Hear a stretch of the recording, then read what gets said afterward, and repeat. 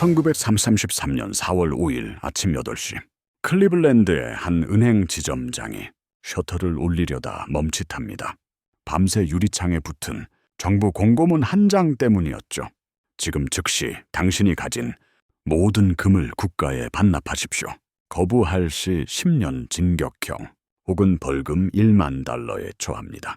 당시 1만 달러는 지금 돈으로 3억 원이 넘는 거금이었습니다. 평생 모은 재산을 지키려다가는 범죄자가 되고 국가에 내놓자니 헐값을 받아야 하는 상황. 미국인들에게 주어진 시간은 단 26일이었습니다. 이건 소설이나 영화 속 이야기가 아닙니다. 불과 100년도 안 된 과거에 실제로 벌어졌던 일입니다. 바로 합법적 강탈이었습니다. 돈 버는 경제학입니다. 감사합니다. 열심히 하겠습니다. 그런데 말입니다. 많은 분들이 이 사건을 그저 옛날 역사책 이야기로 생각합니다. 지금은 2025년이잖아? 설마 정부가 털어가겠어? 라고 안심하고 계시죠. 과연 그럴까요?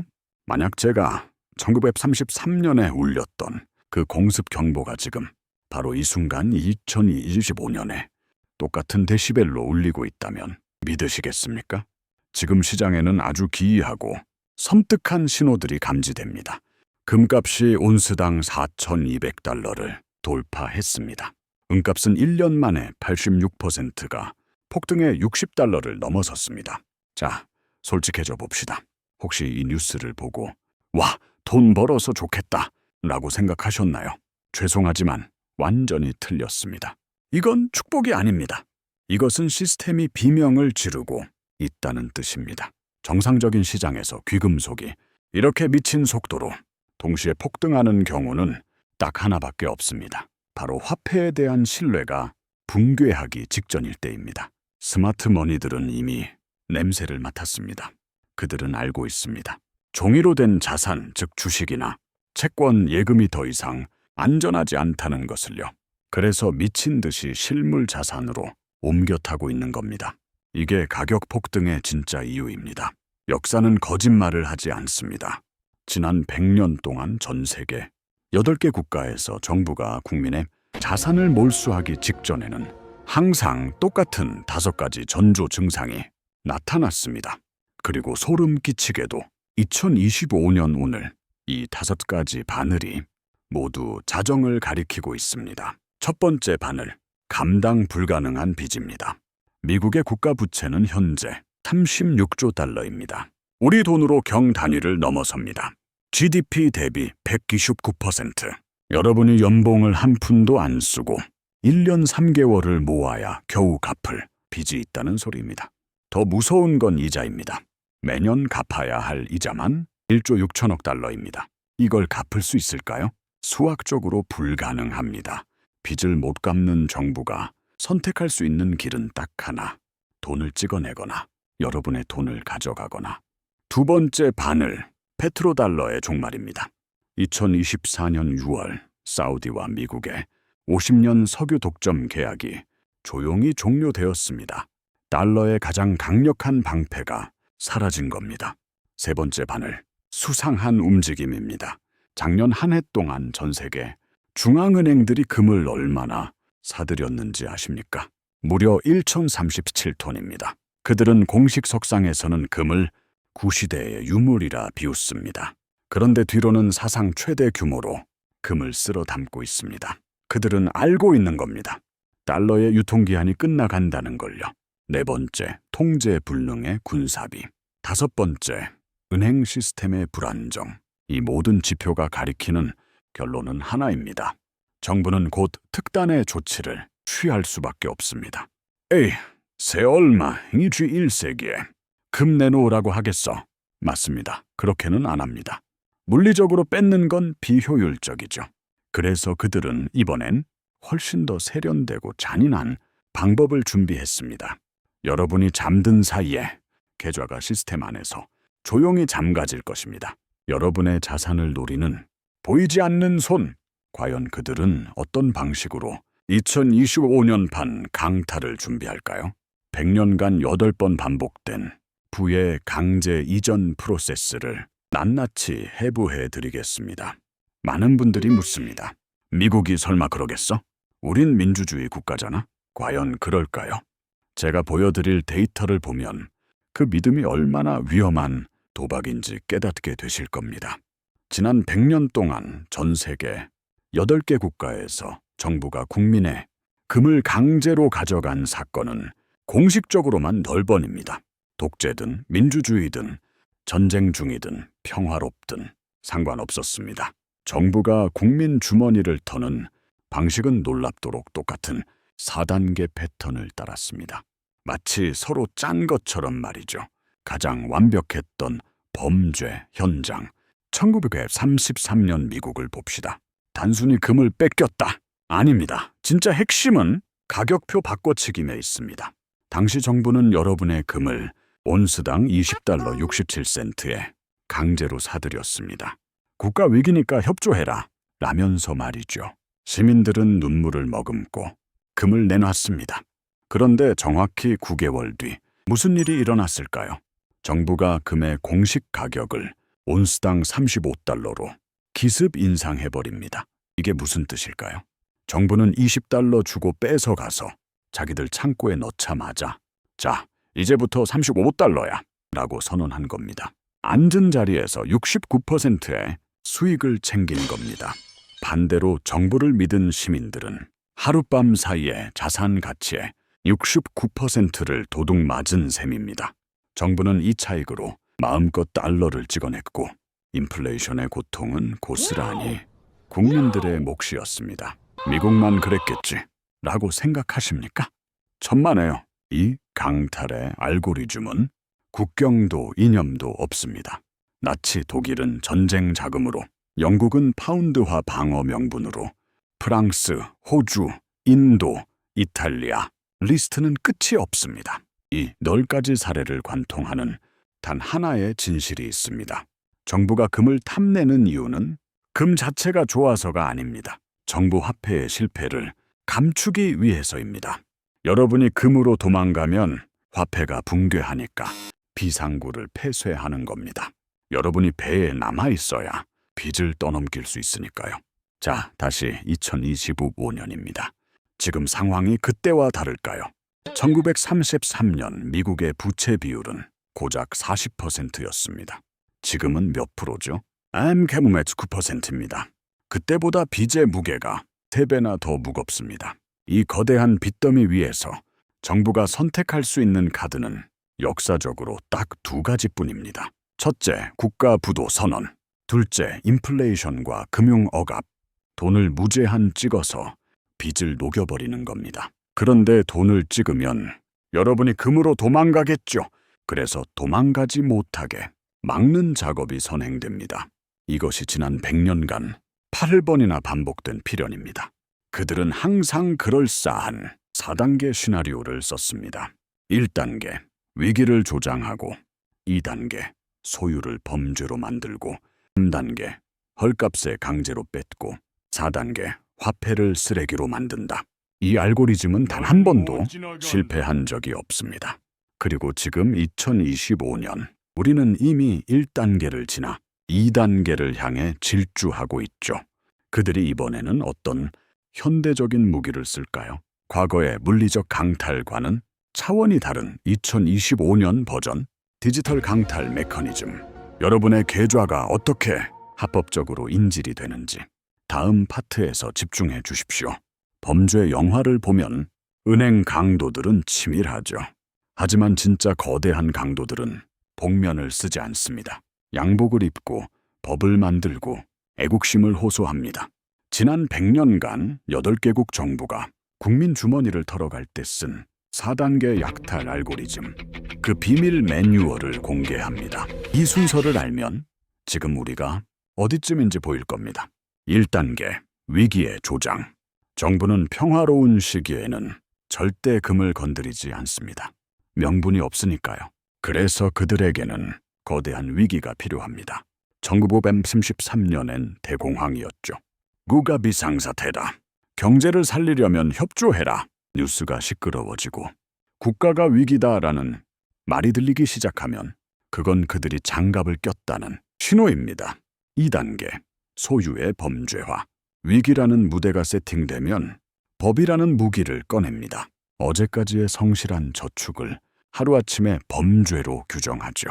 1933년의 핵심은 공포였습니다.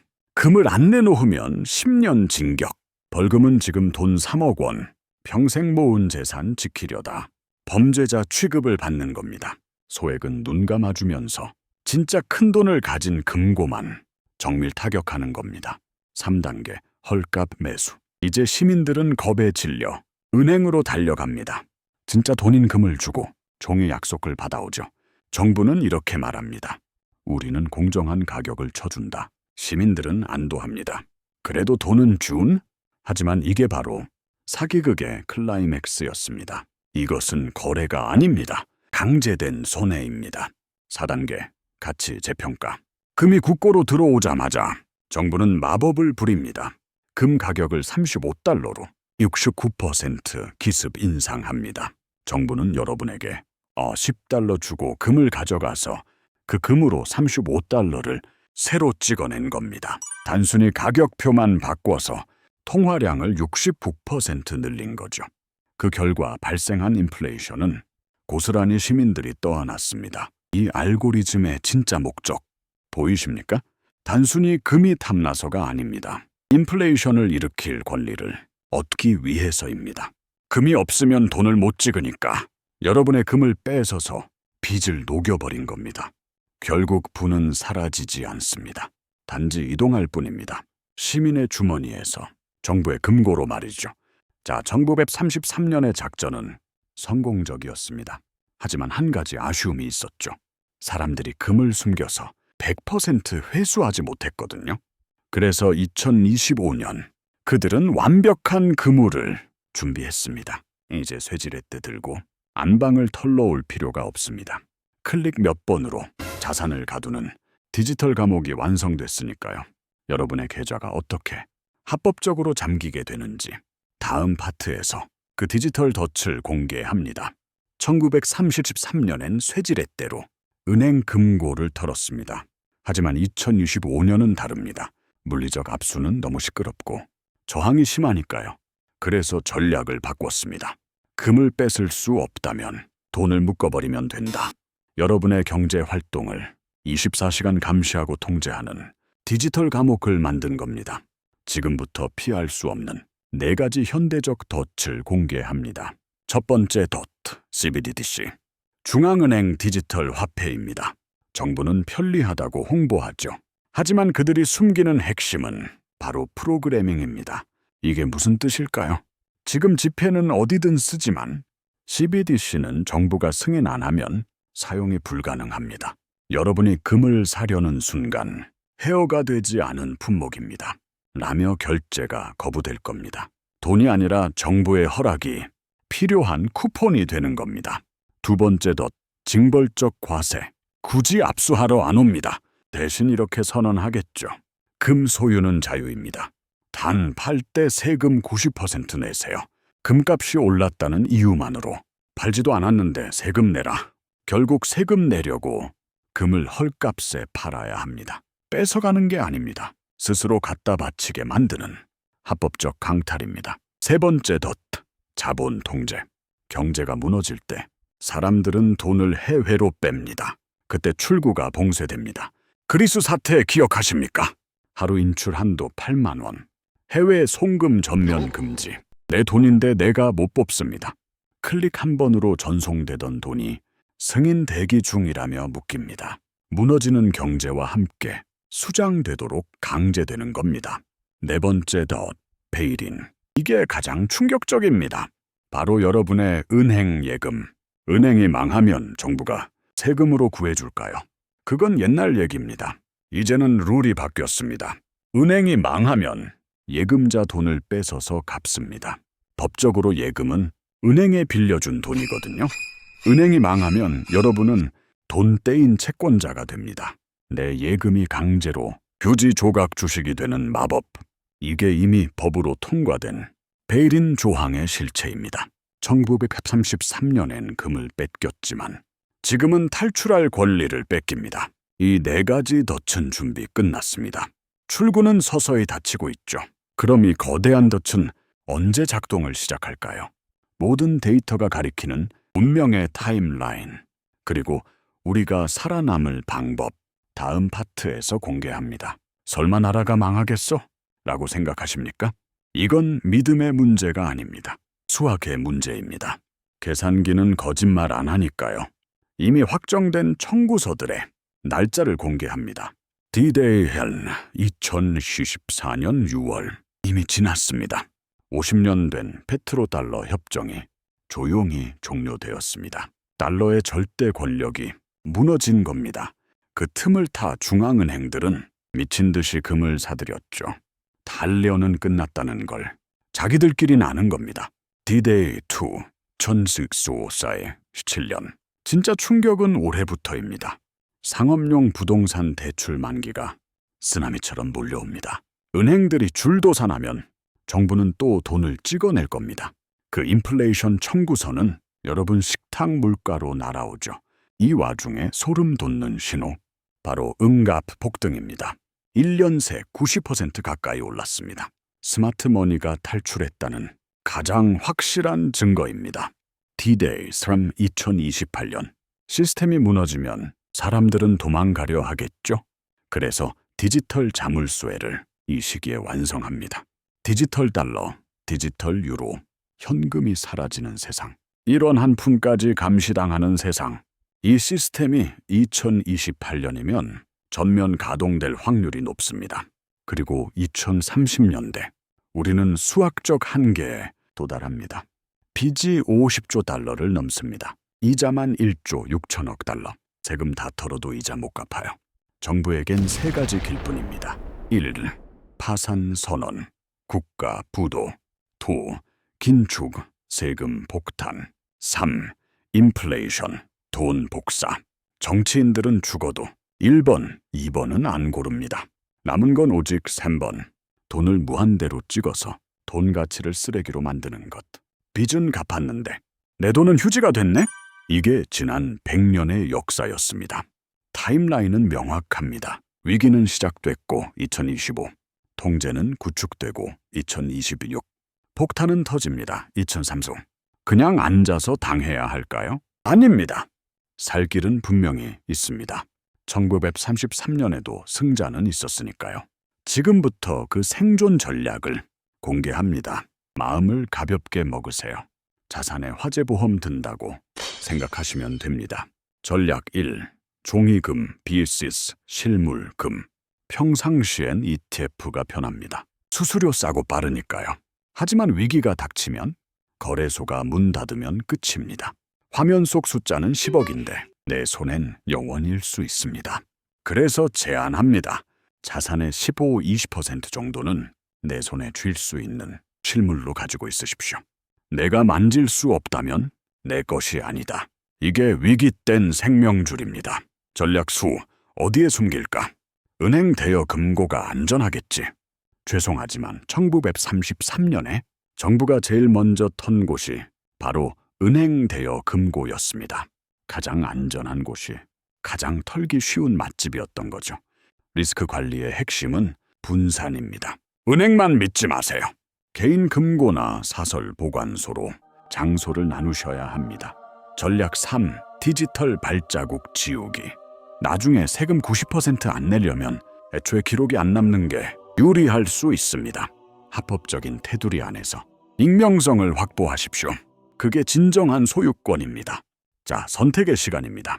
1933년 정부 믿고 금 내놓은 사람들은 평생 가난해졌습니다. 반면 시스템 밖에서 자산을 지킨 소수는 30배의 부를 쌓았습니다. 이번 사이클에서 여러분은 피해자가 되시겠습니까? 승자가 되시겠습니까? 그런데 말입니다. 금은 숨길 수라도 있죠. 도저히 숨길 수도 들고 튈 수도 없는 가장 무거운 인질이 남았습니다. 바로 부동산입니다. 부동산은 안전하겠지? 만약 정부가 빚을 갚기 위해 여러분의 아파트를 노린다면요?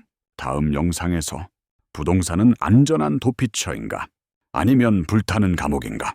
충격적인 데이터로 분석해 보겠습니다. 집을 지키고 싶으시다면 구독과 알림 설정 부탁드립니다.